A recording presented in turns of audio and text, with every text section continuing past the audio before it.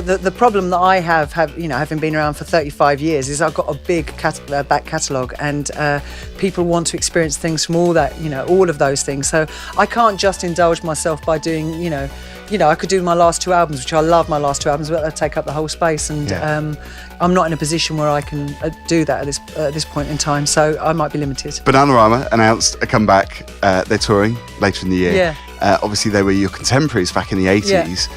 Very powerful female, still going strong today, like yourself. Did you get on back in the 80s? Do you still get on now? I didn't really know all the girls. I met Siobhan a couple of times, and she was lovely. I really liked her. But I liked the aesthetic of Bananarama, I liked the fact that they were a little bit rough around the edges, they were our beautiful girl band, but at the same time they were women that we understood, women that we lived next door to, and women who had a bit of a mouth on them. And I like that, I like the fact that they didn't prettify everything. Post-punk girls, like yourself. They were post-punk girls, exactly that. Yeah. We've done all there's loads of stuff that we're doing that we've never done before. So it is a new experience for us as well, for all of us. And cramming all those songs into the set list, that must be so difficult to think brilliant. about which ones are going to make the grade. Yes. The hardest thing is working out which bits of dance routine we might keep. Or bin. If in doubt, drop it out. I wanted to ask you about when you hear your music, if you're out, do you enjoy that experience of hearing your own music and listening to yourself? It does make me laugh when they do tend to play Cruel Summer in the supermarkets a lot, which is hilarious. Do you break into the dance routines as well when you hear them? No, we don't really have one to that. I do find myself singing along, which is particularly embarrassing.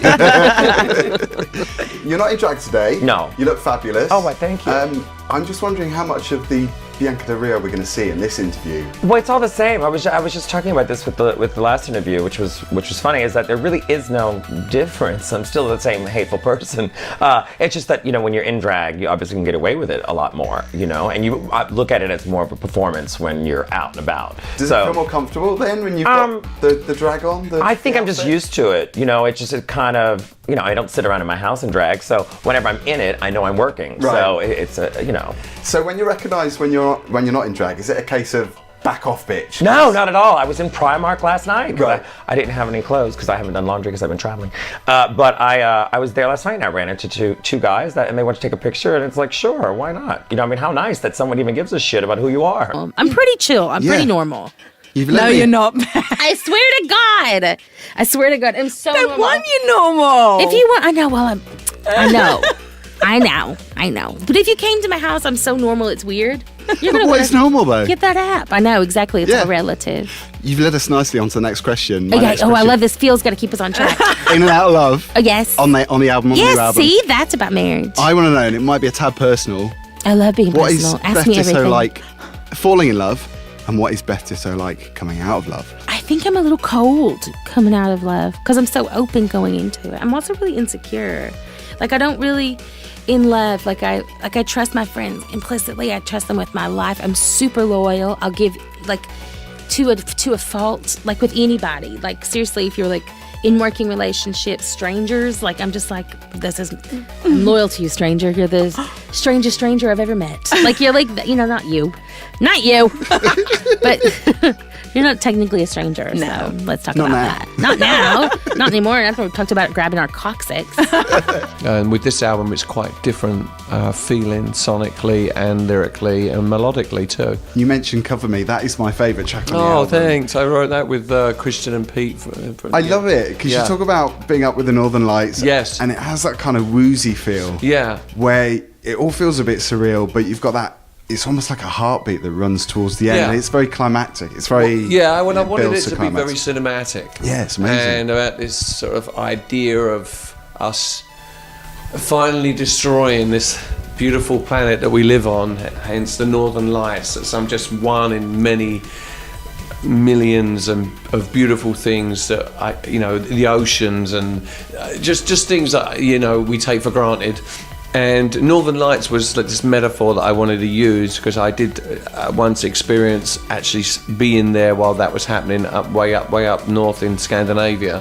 And Is it quite an emotional experience? Yeah, and it's also not of this world somehow. I wanted to mention when I first started listening to you, it was back in 1981, and I was an 11-year-old child growing up, and obviously I knew I was gay, and I knew that I was different to everybody else, and I just wanted to mention that because I know we haven't got a lot of time.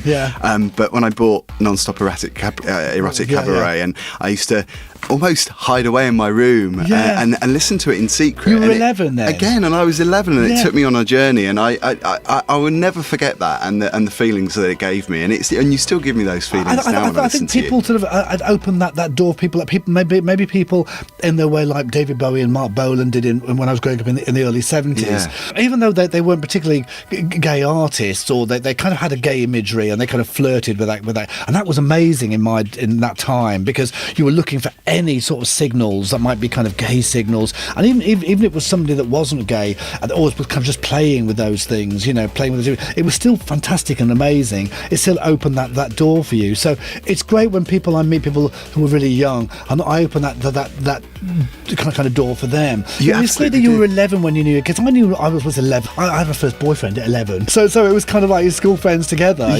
So it was kind of you do. It's kind of you do. And at that time when I was growing up, even into my teens, there was hardly anything you could latch onto. It was always that sitting at home and watching things on the telly that made you blush. And that sweat running down your back because your parents are watching it. The funny thing is, though, even listening to your music back then, I didn't understand a lot of it, but I was intrigued by it and excited, and it did terrify me, some of it. I mean, there was some dark stuff that you used to sing about, and obviously you touch on that still now. It's funny you should mention your daughter, because you've done so many collaborations throughout your career, but recently, I would guess, probably one of the most, important collaborations that you've done with Persia, and she's been singing with you on stage too, which is just phenomenal to watch. It must be very emotional for you. Yeah, it is a bit actually. It's so special, it's hard to put into words really, because it's a bit sort of daddy. You know what I mean? And I'm not very good at sort of articulating how it feels, but of all the things I've done quite a few things that I'm proud of, to achieve things, and it's lovely. But standing on stage in Liverpool on Thursday and watching her come out and doing that one song, best ever. And that was her first performance live, wasn't it? Yeah, and she remembered all of it. She's such a little pro, and yet she's not cocky or precocious. She's really nervous, and she's a big bundle of nerves before it happens. And she's so cute when she comes out, and she doesn't try to steal it. She's doing a little thing. It was just the best ever. Oh yeah, teary-eyed for me.